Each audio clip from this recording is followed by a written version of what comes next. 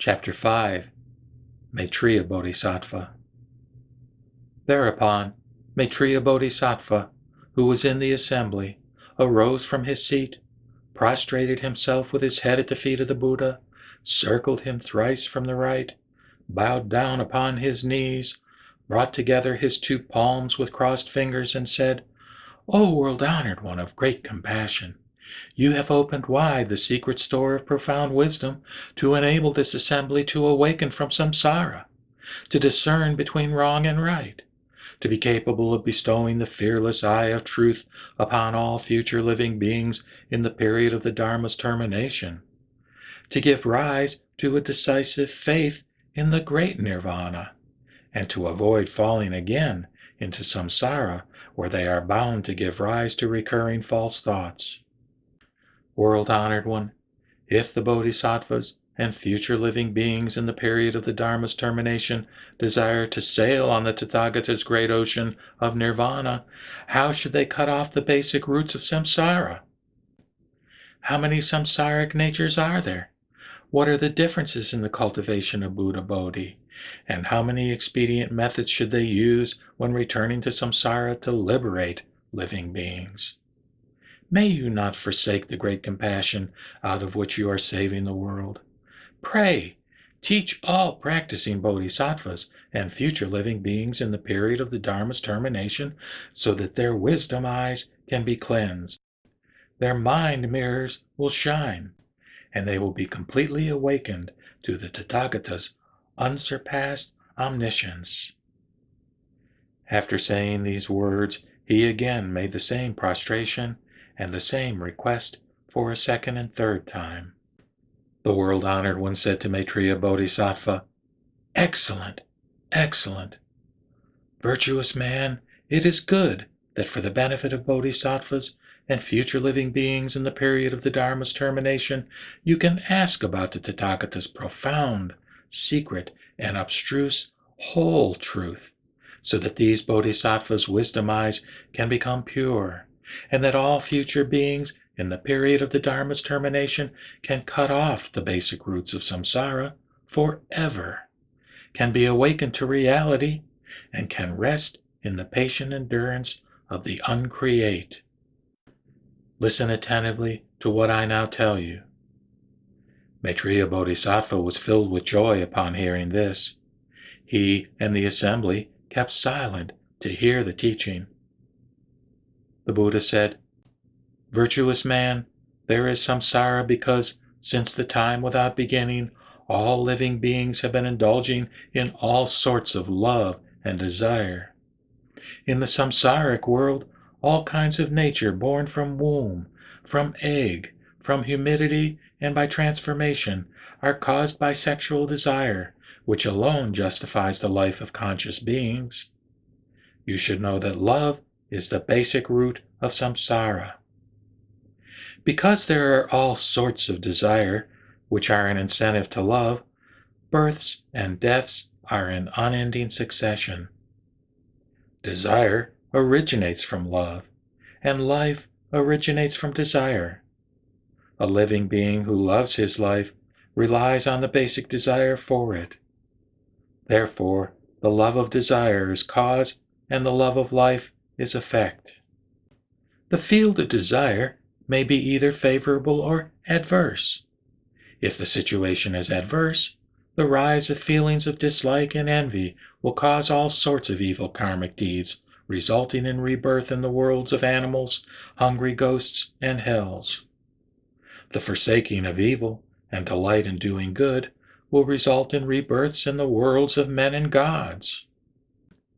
If love is known as objectionable, the subsequent forsaking of love and the delight in doing so will again stimulate basic love and will result in developing good fruit, which is fundamentally samsaric and does not ensure the attainment of sainthood.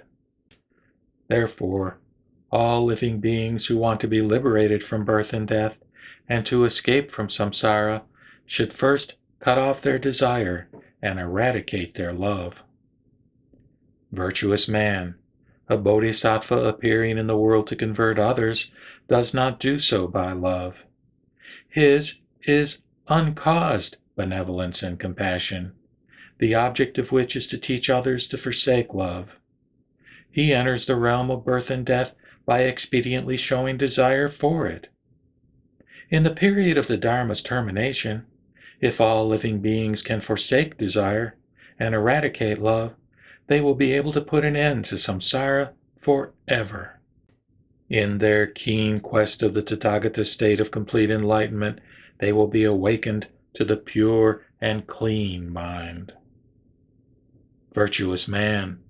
Because of their desires, all living beings fall into ignorance, and thus betray 5 different natures, the shallowness and profundity of which depend on 2 kinds of hindrance, which are, firstly, the noumenal hindrance which obstructs their correct views, and secondly, the phenomenal hindrance causing the continuance of their births and deaths.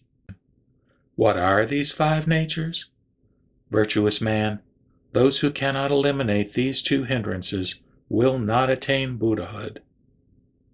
If living beings who have forsaken all desires forever eradicate only the phenomenal hindrance without wiping out the noumenal one, they can only attain the realms of Shravakas and Pratyeka Buddhas, but are unable to reach the state of Bodhisattvas. Virtuous man, if future living beings in the period of the Dharma's termination wish to sail on the Tathagata's great ocean of complete enlightenment, they should first vow diligently to destroy the 2 hindrances. After these hindrances have been overcome, they will be able to enter the realm of Bodhisattvas. If the noumenal and phenomenal hindrances have been destroyed forever, they will enter into the Tathagata's profound, complete enlightenment and fully realize Bodhi and the great Nirvana. Virtuous man, complete enlightenment is attainable by all living beings.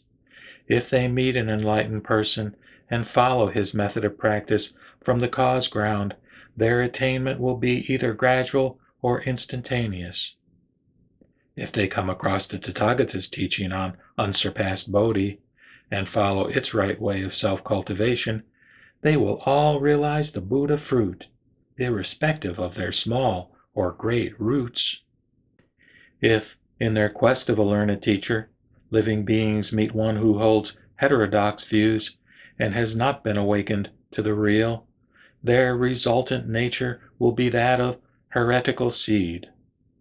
This is due to the teacher's falsehood and not to their faults. The above are the 5 different natures of all living beings. Virtuous man, a bodhisattva only uses the expedient of his great compassion to enter the realms of existence for the purpose of opening up the minds of those who are not awakened, and of appearing friendly in various forms, and in favorable or adverse situations to cooperate with and convert them, so that they can all become Buddhas. In so doing, he relies entirely on the power of his pure and clean vow, taken since the time without beginning. If future living beings in the period of the Dharma's termination wish to strengthen the power of their developed minds set on complete enlightenment, they should take the Bodhisattva's pure and clean great vow, declaring, quote, "May we from now on dwell in the Buddha's complete enlightenment, and may we not, in our search for teachers, meet heretics and men of Hinayana." Close quote. By strictly adhering to the vow in their self-cultivation, they will be able gradually to wipe out all hindrances. When all obstructions are completely overcome, their vows will be entirely fulfilled. They are thus bound to ascend to the pure and clean Dharma temple of liberation, and will experience complete enlightenment in the wonderful region of glory. To repeat his instruction, the world-honored one read the following gatha. Maitreya, you should know that all living beings are not liberated because of their desires, which cause both birth and death. If like, dislike, stupidity, greed, and hate are all uprooted, no matter how their natures differ, they will all attain to Buddhahood. When the two hindrances are killed for good, the quest of right teachers to awakening leads by keeping to a bodhisattva's vow and abiding in the last nirvana. All bodhisattvas everywhere rely on the vow of their compassion to appear in realms of birth and death. Those now practicing self-cultivation and living in the Dharma ending age should strive with vigilance to cut off love. Then they will realize complete enlightenment.